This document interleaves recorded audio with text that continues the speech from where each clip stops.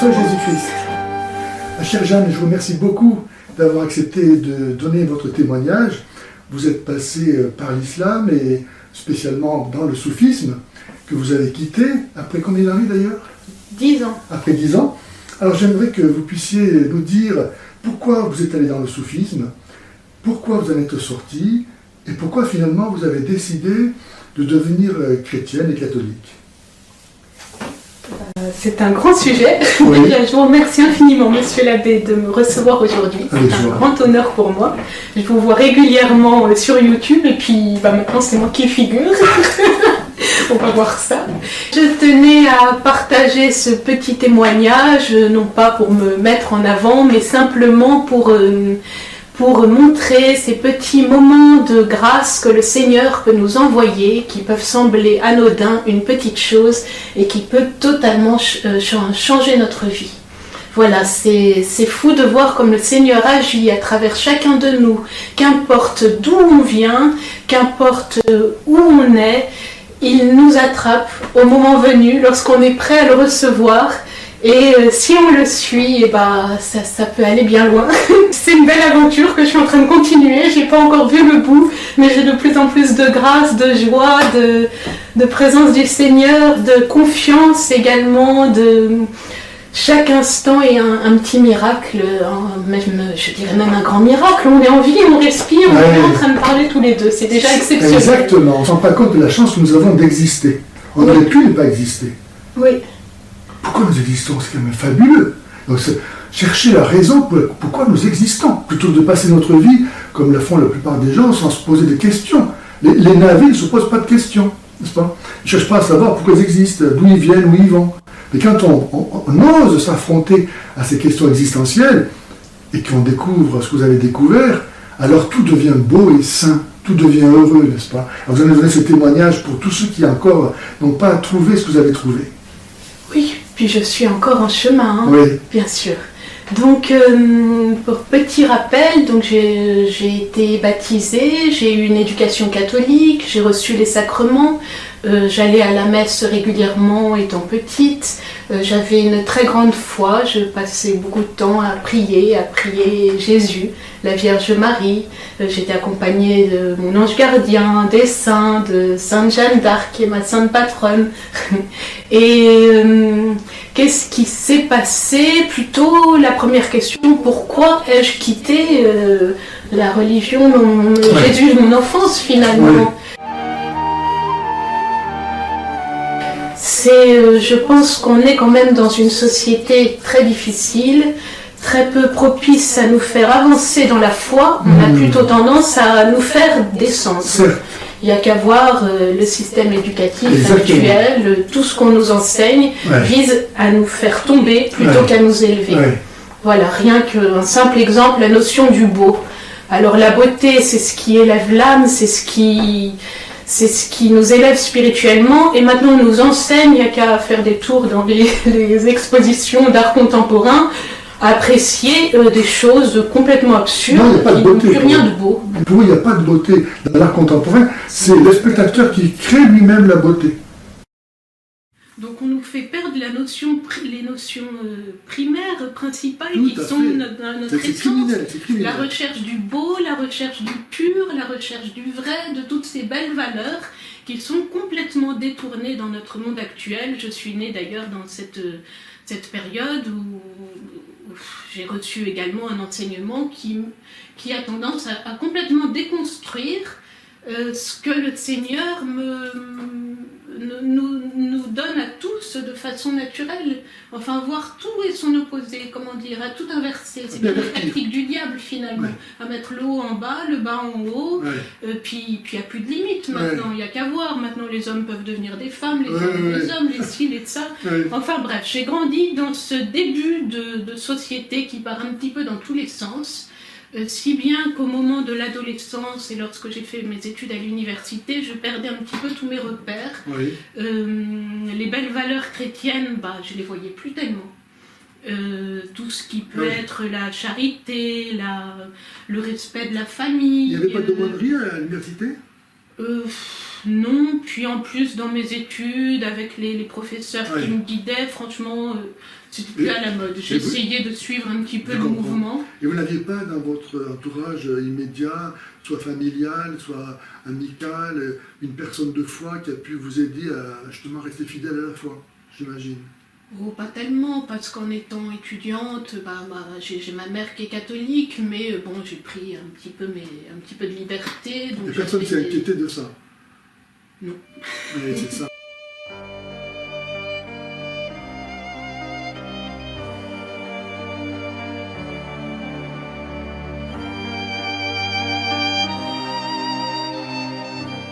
On laisse les jeunes vivre, il faut qu'ils aient leurs expériences, et laisser-les vivre, et laisser-les comme si j'allais tout savoir par moi-même. Donc dans cette période où j'étais vraiment dans un environnement très athée, en perte de repères, je ne retrouvais plus les belles valeurs chrétiennes qu'on m'avait enseignées. J'étais quand même en quête de spiritualité. Voilà, il y avait toutes ces théories purement matérialistes ne me convenaient pas du tout. Mon âme, mon corps, mon esprit, tout me disait qu'il y a quelque chose de surnaturel. On ne peut pas s'arrêter uniquement à des explications scientifiques. Il y a autre chose qu'on ne voit pas. Ouais. On ne peut pas penser autrement, je pense. Je pense que même les athées ne sont pas des vrais athées. Ils ont beau dire non dans leur tête, mais leur cœur dit oui, c'est pas possible autrement. Enfin, on a été créé pour ça. Et donc, c'est dans cette période où je me posais tout un tas de questions, et en quête de spiritualité, que j'ai rencontré des soufis. Donc, je ne comprenais pas très bien ce que ça signifiait au début, mais j'étais touchée par un beau discours spirituel, par une grande sincérité et une recherche de vérité chez ces personnes. Donc tout l'enseignement soufi pour moi est tourné vers la recherche de soi. De soi. Vers la recherche aussi de Dieu en soi. Oui, c'est vrai que ça touche un petit peu la gnose, hein. C'est ce que j'ai découvert après d'ailleurs. Bien sûr. Sur le moment, je ne comprenais pas. C'était présenté comme ça?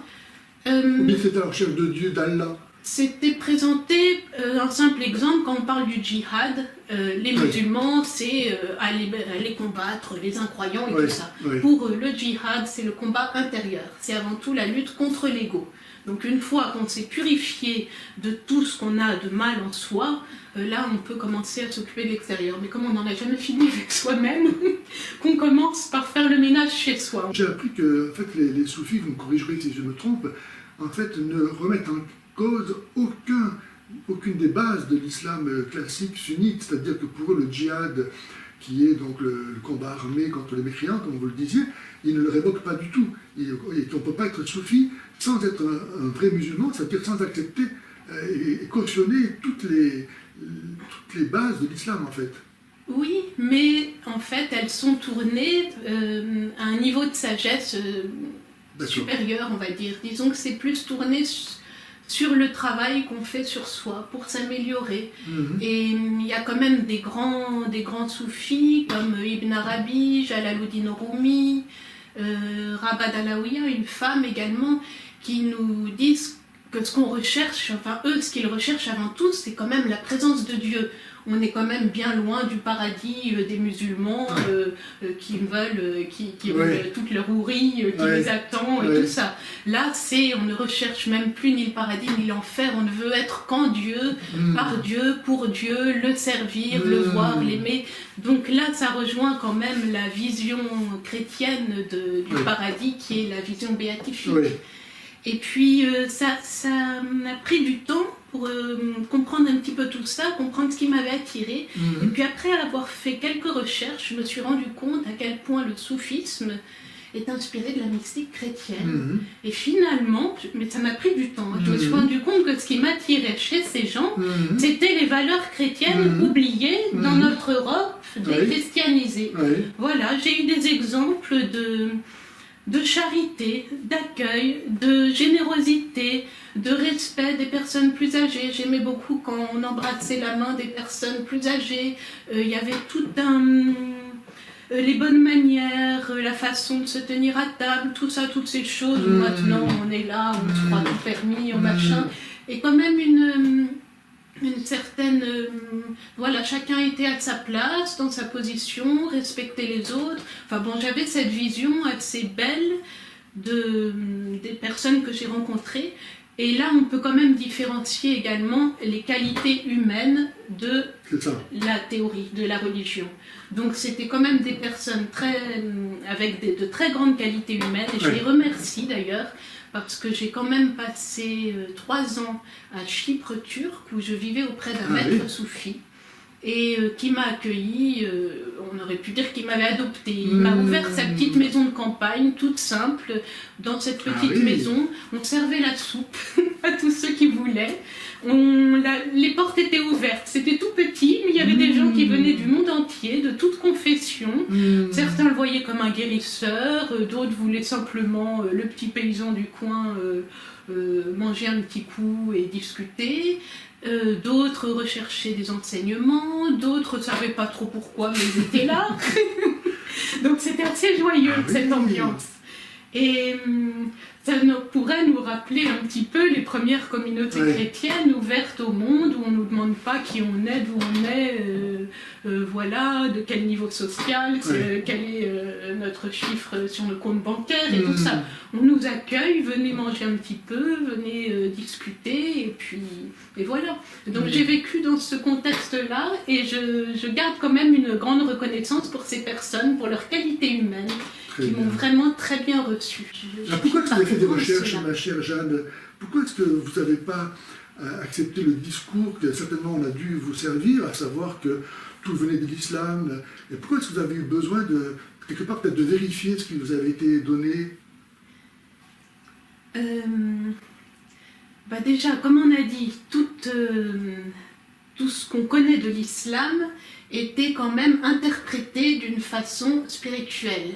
Donc, ce qui me faisait l'accepter beaucoup mieux. Oui. Mais, donc, je vous ai présenté une vision presque idéale des soufis, accueillants, généreux, et pour qui j'ai toujours une grande reconnaissance et beaucoup d'amitié pour certaines personnes.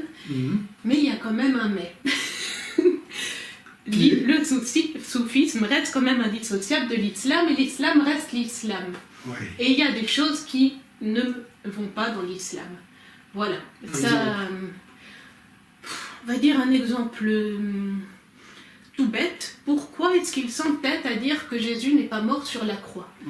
D'un point de vue même d'un enfant, ça n'a pas de sens. Parce qu'à partir du moment où on accepte que Jésus a été incarné, qu'il est né, qu'il a pris corps de chair, d'esprit, qu'il a souffert dans son corps, qu'il a eu faim, qu'il a mangé, qu'il a bu, même dans ses souffrances spirituelles, qu'il a été humilié, qu'il a été rejeté.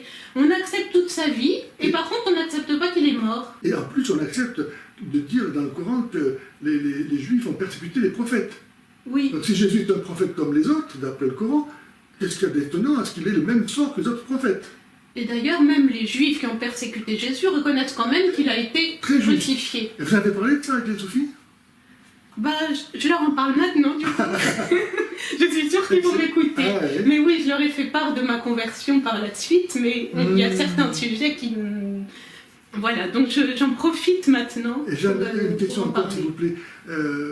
Donc vous qui avez été catholique, baptisé, qui avez pratiqué avec dévotion, avec ferveur, avec sincérité, le fait que l'islam vienne après le christianisme, et donc disent qu'il est nécessairement supérieur, puisqu'il est postérieur, vous avez accepté ça facilement? Comme je vous dis, je me suis laissée attirer par le discours spirituel avant tout, un discours universel, on va dire, où on n'était pas en train de confronter l'islam au christianisme.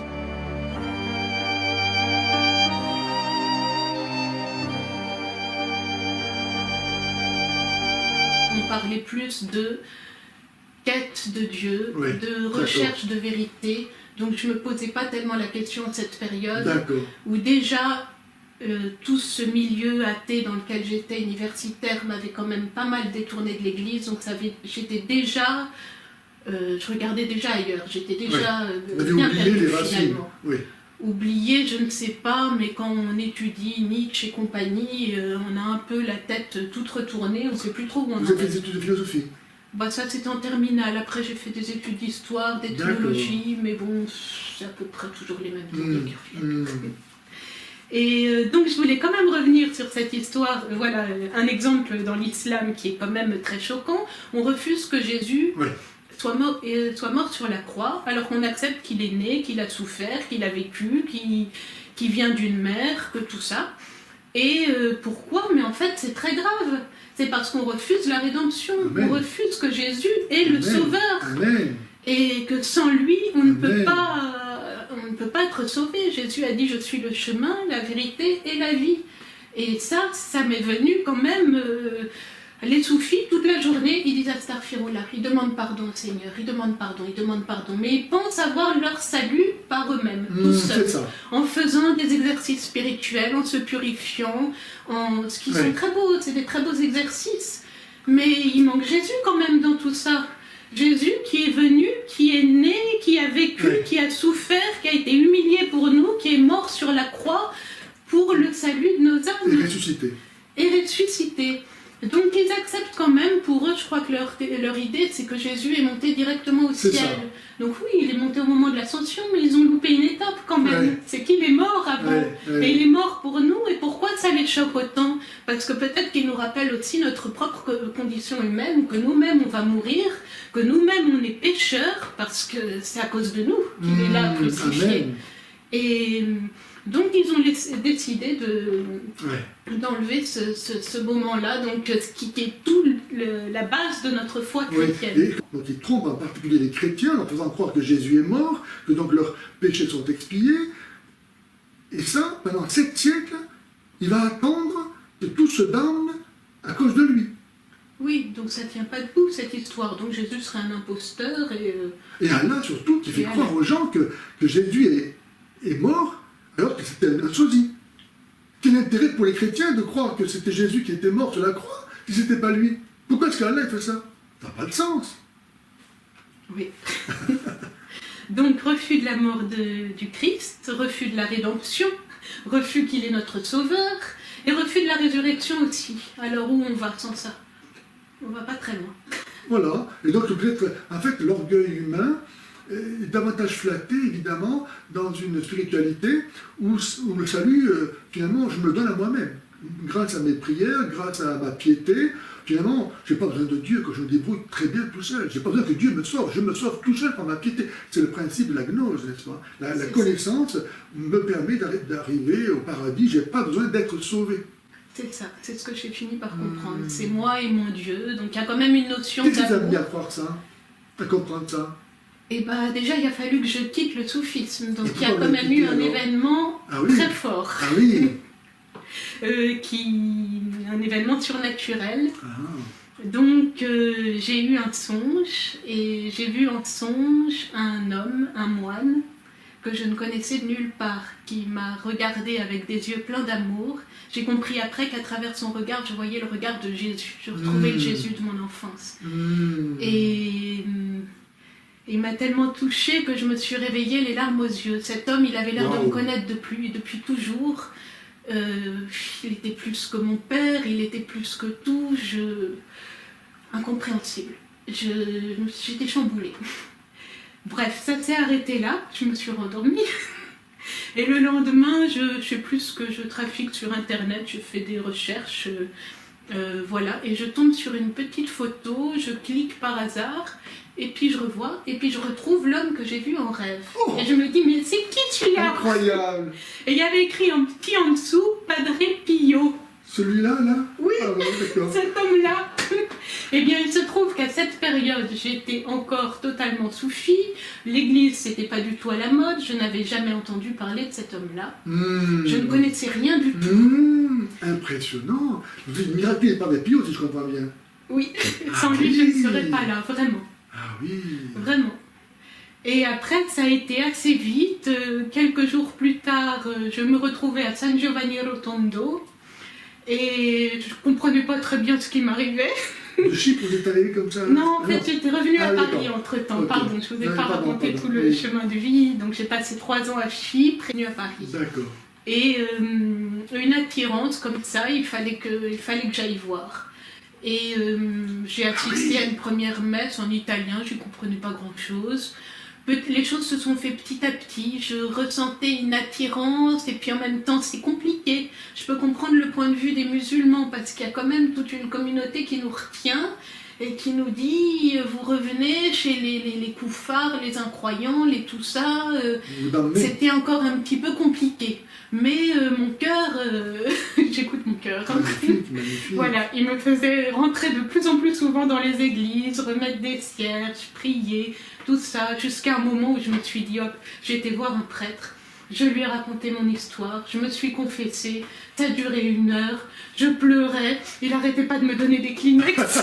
Oh mon Dieu. Et là, je crois que c'était bon. Ah oui. Il a quand même fallu que je fasse des gestes concrets, donc j'ai prévenu toute cette communauté soufie que je connaissais, que Padre Pio m'avait appelé, wow. Il fallait que je revienne au Seigneur, Voilà. D'accord. Bah, c'est merveilleux. Oui. Merci Padre Pio. Bah écoutez, plus que merci, ça n'a pas été forcément facile parce que il y a dû y avoir une rupture, bien sûr. Un déménagement, des périodes de galère par la suite. Mais c'est pas grave, j'avais quelque chose qui m'animait, il fallait que j'aille de l'avant. Est-ce que vous avez des insatisfactions dans votre vie de soufi?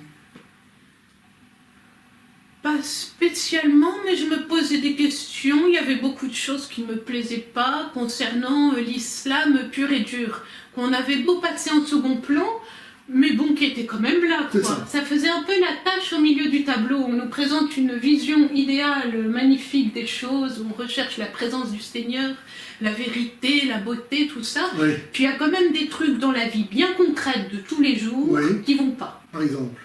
Et la polygamie, déjà. Ah oui. Comment en tant que femme, comment vous avez pu accepter pendant 10 ans de vivre dans une prétendue religion qui légalise la polygamie? Parce qu'elle n'était pas dans mon milieu. Oui, mais je savais que ça existait, que c'était permis. Donc ça me dérangeait. Mahomet reste le modèle des musulmans. Y compris pour les soufis, j'imagine. Oui.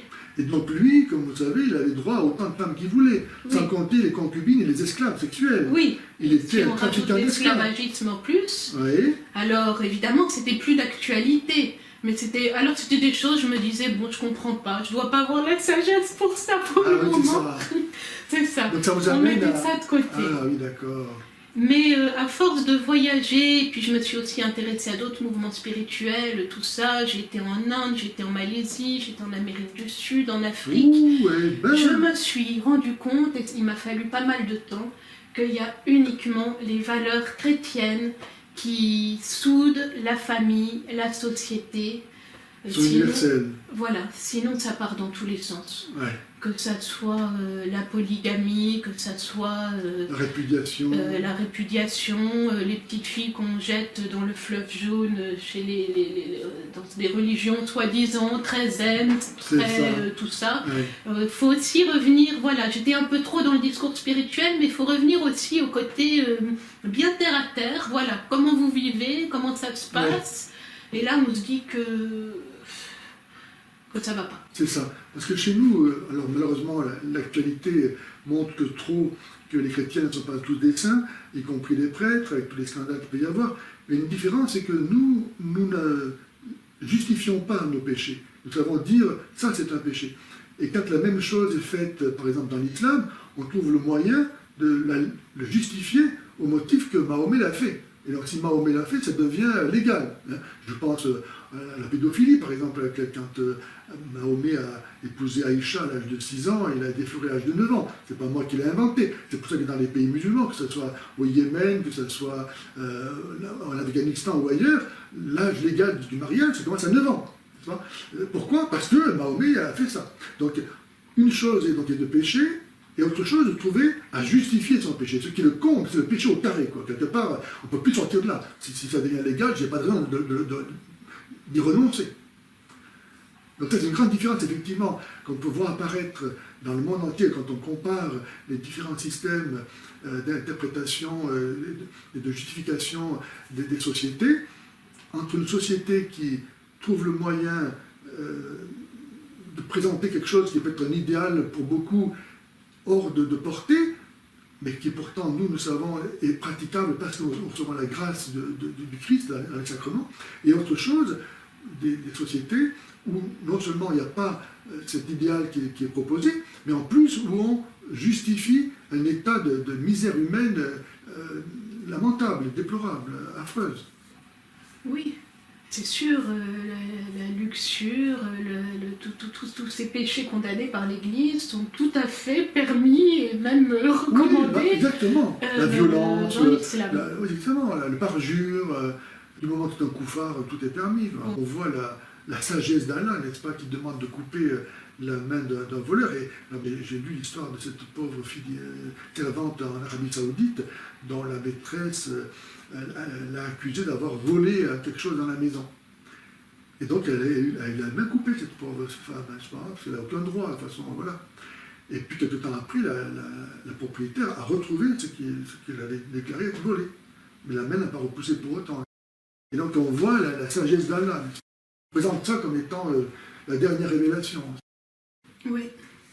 Et puis, ce qui ne va pas tout court, c'est que qui peut venir après notre Seigneur Jésus-Christ. Amen. Et là, je rajoute d'ailleurs quelque chose sur lesquels reviennent souvent les musulmans. Je ne sais plus où Jésus, le Seigneur nous parle du paraclet qui va venir après. Oui. Alors, ils se sont entêtés à dire que c'est le prophète. Voilà. Mais c'est simplement l'Esprit Saint. Amen. Lui va nous a quittés physiquement, mais il a laissé son esprit, ce qui nous permet de tenir le coup, ce qui nous permet de rester en sa présence quand on le prie, ce qui nous permet de recevoir ses grâces, ses inspirations.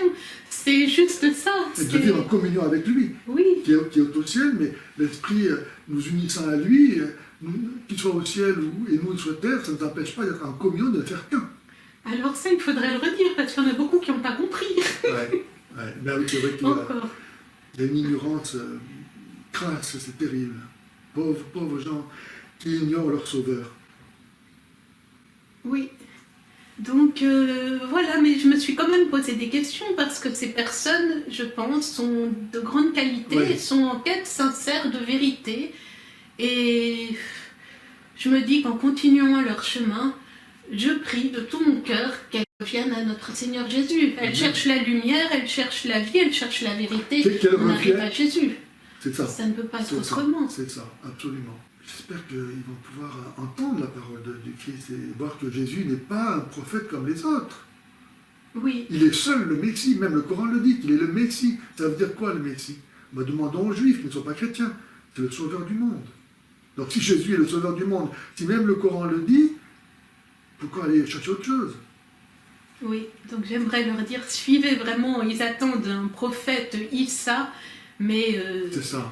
Suivez vraiment notre Seigneur Jésus et vous verrez que Issa c'est autre chose qu'un simple prophète et que c'est pas Issa, c'est Jésus, Amen. Jésus sauveur. Amen. Et qu'on ne peut pas être sauvé sans passer par lui. Amen. Est-ce que vous avez reçu des pressions ou des menaces quand vous avez voulu quitter? Oh, non, parce que quand ça, on a simplement coupé les relations pour certaines personnes qui ne pouvaient pas comprendre. Et voilà. Puis il y a quand même des liens d'amitié qui sont restés.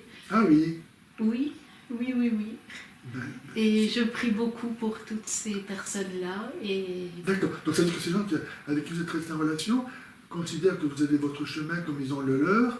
Et peu importe finalement le chemin, parce que tous les chemins mènent à Rome, c'est ça?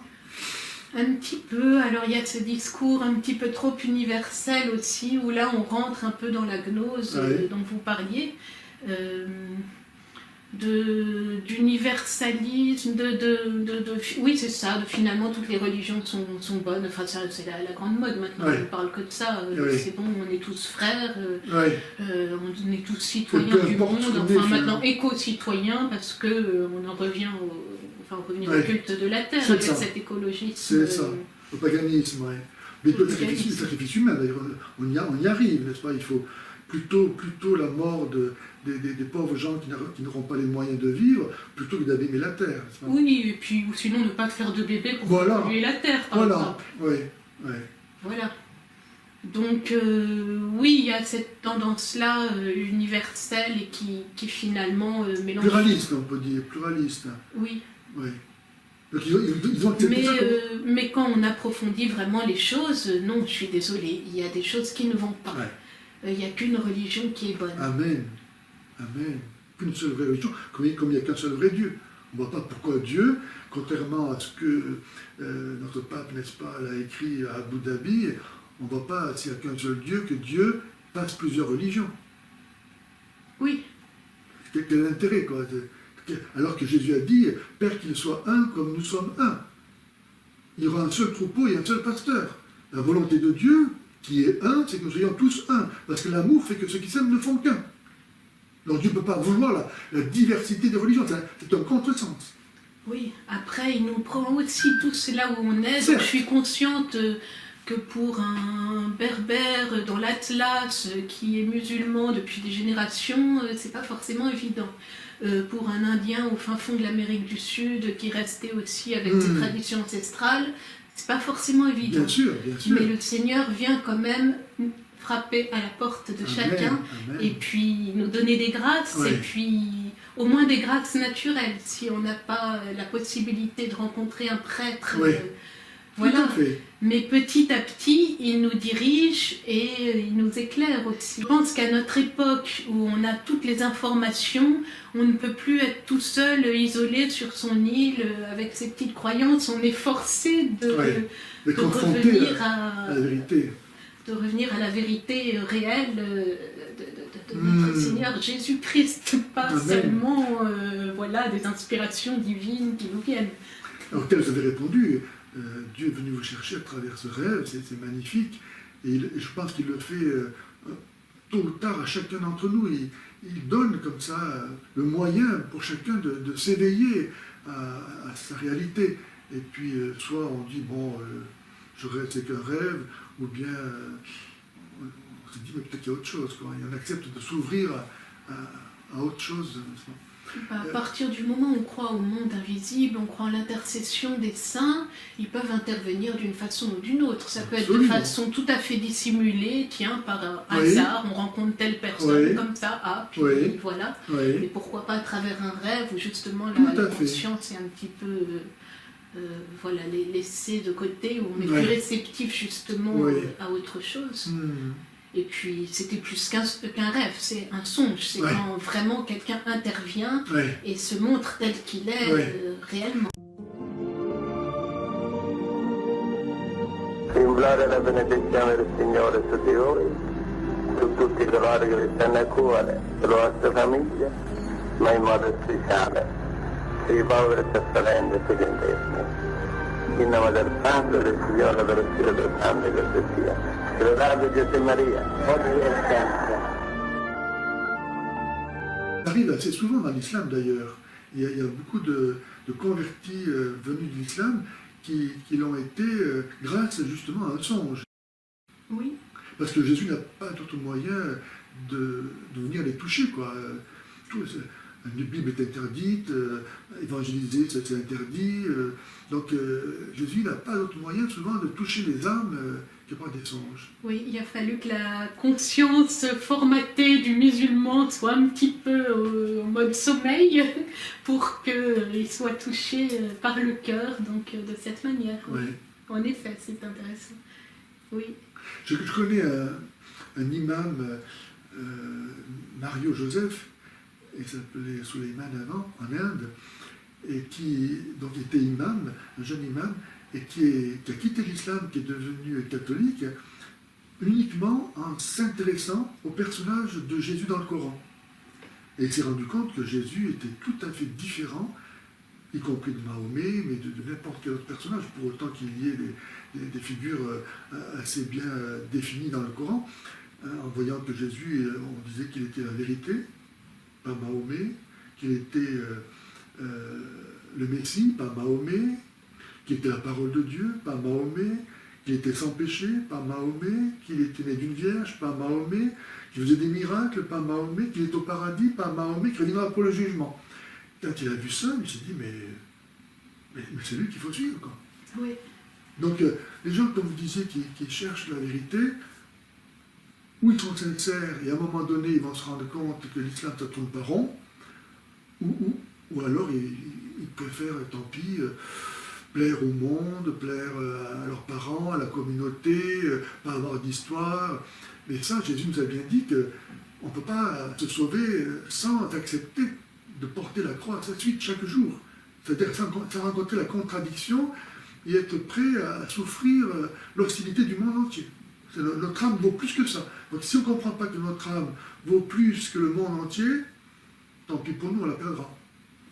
Oui. Et puis on peut ajouter par rapport aux autres prophètes, pourquoi Jésus n'est pas un simple prophète, c'est tout simplement parce que c'est le seul qui est né pur et sans péché. Les autres se sont purifiés, ont fait des erreurs, ouais. Sont tombés, ont douté.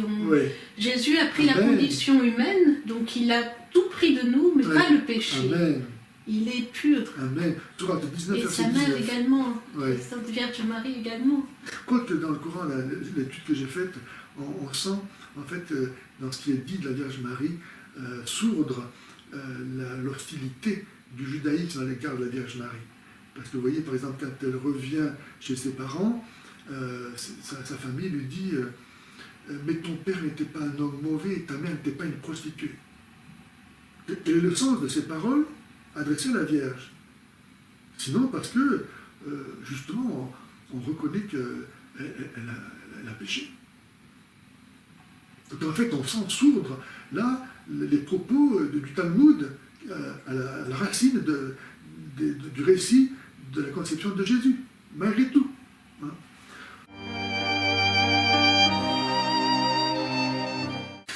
Finalement, c'est un mouvement gnostique. J'ai mis du temps à le comprendre et je ne savais pas trop ce que ça signifiait, mais on croit qu'on arrive tout seul à Dieu. Oui.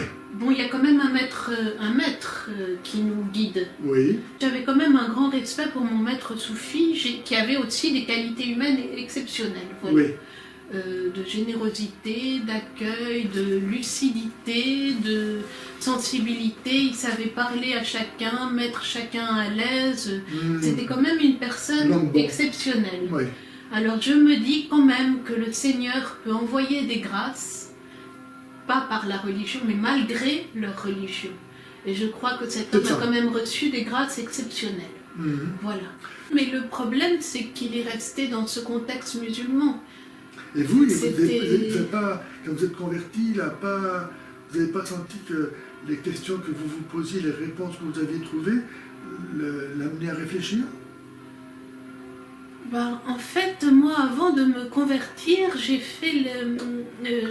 reconnu que c'était un grand maître spirituel. J'ai fait ce qui s'appelle le Baya. D'accord. Et puis, c'est à la suite qu'on m'a expliqué qu'on ne peut pas être soufi sans être musulman, mais en fait, j'ai jamais été vraiment attirée par l'islam. Moi, ce qui m'attirait, c'était vraiment ce cheminement spirituel, ces exercices spirituels, qui je me demande s'ils ne sont pas inspirés un peu des exercices de Saint Ignace d'ailleurs. J'ai l'impression qu'il y a quand même une grande influence chrétienne. Je m'en rends compte maintenant, après avoir un petit peu plus étudié tout ça. Voilà, c'était ça qui m'attirait particulièrement. Et donc vous disiez que ce maître spirituel, il tenait sa science, sa sagesse, de quoi finalement? Il y aurait une transmission qui viendrait de son maître spirituel et voilà. C'est ça. Donc transmission. C'est ça. Donc c'est de maître à disciple à travers le temps qui remonte jusqu'à Mahomet. C'est une tradition ésotérique qu'on se transmet. Oui. D'accord. Et donc vous vouliez recevoir aussi cette révélation ésotérique pour pouvoir la transmettre à votre tour ou comment? Oh bah non, moi je me présentais pas dans la lignée, j'étais simplement là pour faire mon travail personnel. C'est tout. Oui, j'essayais de comprendre, je me posais beaucoup de questions, j'essayais d'être une meilleure personne, tout court finalement, de m'améliorer, de combattre mes défauts, d'être plus ouverte aux autres, de développer la charité, l'ouverture, la générosité, l'amour pour le prochain. Finalement, il m'enseignait un petit peu la charité chrétienne, sans le dire. Jésus ne se révèle pas directement, mais c'était quand même ces valeurs-là qui m'ont attirée.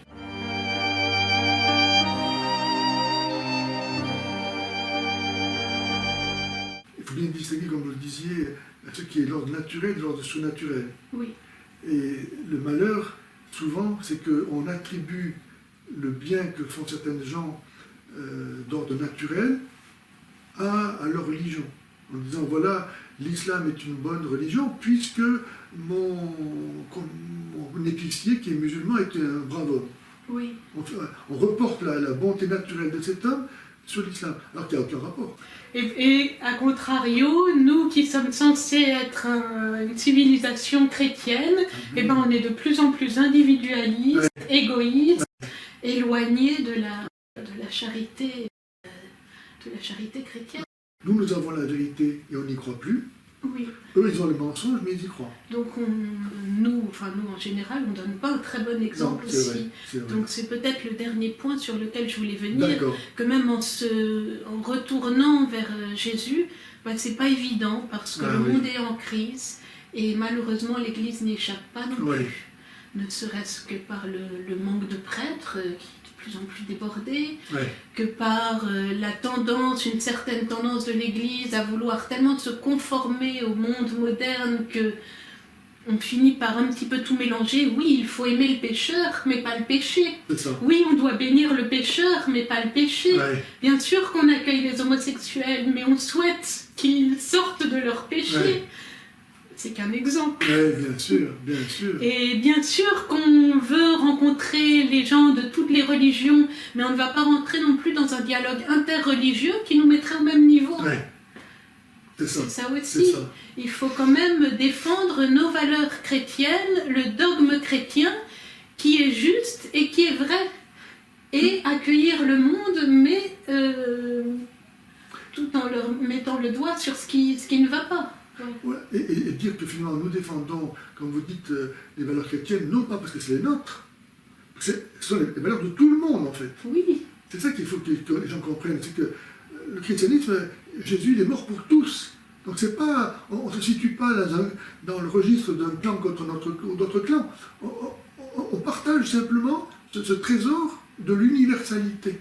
Oui, puis il y a quand même un dogme chrétien qui est là, qui ne bouge pas, parce que maintenant on est aussi dans le côté relativisme, où t'as ta vérité, j'ai ma vérité, et puis ci et ça, puis finalement on s'y retrouvera. C'est ça. Dieu est tellement bon, il sauvera tous, c'est ça. Voilà, on regarde le 6 d'un côté, mais de l'autre ça fait un 9 et machin, puis on devient tous fous. Ah, d'accord. J'ai pas pensé à ça, effectivement. Mais non, il y a quand même un dogme chrétien. Il y a Jésus qui est fils de Dieu, qui est Dieu fait homme, qui est venu pour nous sauver. Amen. Et nous n'avons qu'à le suivre. C'est merveilleux. C'est une grâce exceptionnelle. Et maintenant, il est accessible au monde entier, finalement. Oui. Et d'ailleurs, c'est un signe de la fin. Oui. Dans l'Évangile, Jésus dit ça.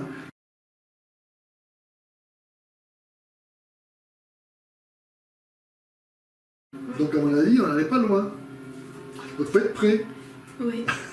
Mais après, je reconnais que c'est pas évident, surtout pour un musulman qui déjà a toute la pression de sa communauté, mais pour une personne tout court qui se dit, qui veut essayer de rentrer à l'église, et puis, pas de chance, elle tombe sur une dame désagréable, qui lui dit qu'il veut pas pousser son sac pour la laisser s'asseoir, ou un prêtre qui est débordé, qui n'a pas le temps de lui parler, ou d'autres qui justement sont peut-être trop pris par cet esprit du monde moderne et qui va leur dire restez ce que vous êtes et qui ne les élève pas vers le haut, je dirais. Et puis donc il y a aussi un cheminement à faire au sein de l'Église. Il faut demander au Seigneur, à l'Esprit Saint de nous guider. Et moi j'ai la chance d'avoir quand même mon Padre Pio qui continue à me guider et je le suis autant que je peux. Donc j'étais en Italie, tout ça. Bon, maintenant je suis en France. mais je le suis même dans sa messe. Voilà, je vais à la messe tridentine, la messe qui lui était si chère. Et ça, c'est aussi des valeurs auxquelles je tiens. Très voilà. Bien. Bon, eh bien merci Jeanne pour cet entretien. Merci beaucoup, monsieur l'abbé. Que Dieu vous garde et continue à vous conduire. Et merci infiniment pour tout ce que vous faites, parce que vous m'avez beaucoup aidé dans mon cheminement. Parce que c'était pas si simple de quitter le soufisme comme ça, parce que justement, il y avait tout un tas de belles choses qu'on m'avait appris. C'était difficile de faire le ménage entre ce beau discours spirituel attrayant et tous ces petits points négatifs de l'islam qu'on me mettait un petit peu de côté comme ça. Vous mettez quand même le doigt et vous n'y allez pas avec le dos de la cuillère sur les choses qui ne vont pas. Voilà. Ça vous a aidé vraiment? Oui, à transiger de façon plus directe. Merci, parce qu'avant, j'étais encore un petit peu trop dans cet idéal universaliste. Donc finalement, c'est pas grave, on est quand même bon, on est quand même des bonnes personnes en recherche de Dieu. Ça va aller pour nous. Comme si l'intention était suffisante. Voilà, là encore, on se sauve soi-même. Oui, Dieu nous le salut est tellement bon, il ne peut pas faire autrement. Voilà, c'est ça. Puis que l'enfer, bon... Ah oui, c'est ça. Non, il y a un vrai salut à faire là, dans cette vie, merci, notre vivant. Alors merci infiniment, parce que vous m'avez guidé beaucoup par tous vos messages, vos vidéos. Merci Jeanne, vraiment. Et je suis encore plus solide maintenant en tant que chrétienne. Et c'est pour ça que j'ai osé venir aujourd'hui et témoigner. Jésus a dit, priez le maître de la moisson d'envoyer des ouvriers à sa moisson, car elle est abondante et les ouvriers sont peu nombreux. S'il n'y a personne pour prêcher, pour faire entendre la voix de la vérité, eh bien c'est très difficile de savoir qui est la vérité. Donc Seigneur, toi qui es là avec nous, nous te prions d'envoyer des ouvriers à ta moisson. Il n'y a rien de plus beau que de consacrer sa vie au salut des âmes, parce qu'alors c'est la vie éternelle elle-même que nous donnons lorsque nous donnons la foi. Sans la foi, il est impossible de plaire à Dieu et de connaître Dieu. Donc, devenir des ouvriers de la moisson éternelle, quelle plus belle vie ici-bas pourrions-nous mener. Et je dis ça pour tous les jeunes gens, les jeunes filles qui peut-être sont destinées dans le plan de Dieu à devenir prêtres religieux et religieuses, afin qu'ils sachent répondre à cet appel. Et avec Jeanne, nous prions le Seigneur de vous bénir et de vous aider par sa miséricorde à entendre sa voix. Nous nous demandons, avec l'intercession de la Vierge Marie, la mère de Dieu et la mère de tous les chrétiens qui sont les membres du corps du Christ. Je vous salue, Marie, pleine de grâce. Le Seigneur est avec vous. Vous êtes bénie entre toutes les femmes, et Jésus, le fruit de vos entrailles, est béni. Sainte Marie, Mère de Dieu, priez pour nous pauvres pécheurs, maintenant et à l'heure de notre mort. Amen. Votre bénédiction. Et que Dieu Tout-Puissant vous bénisse, Jeanne, et grande votre vie toujours plus sainte, plus féconde, pour sa gloire, pour votre joie éternelle et le salut de beaucoup d'âmes. Ainsi que vous, chers frères et sœurs et spectateurs, que cela vous bénisse, vous qui êtes Père, Fils et Saint-Esprit. Merci, Jeanne. Merci beaucoup, monsieur l'abbé. Nous devons prier pour tous les prêtres également. C'est grâce à vous que le Seigneur renouvelle son sacrifice tous les jours.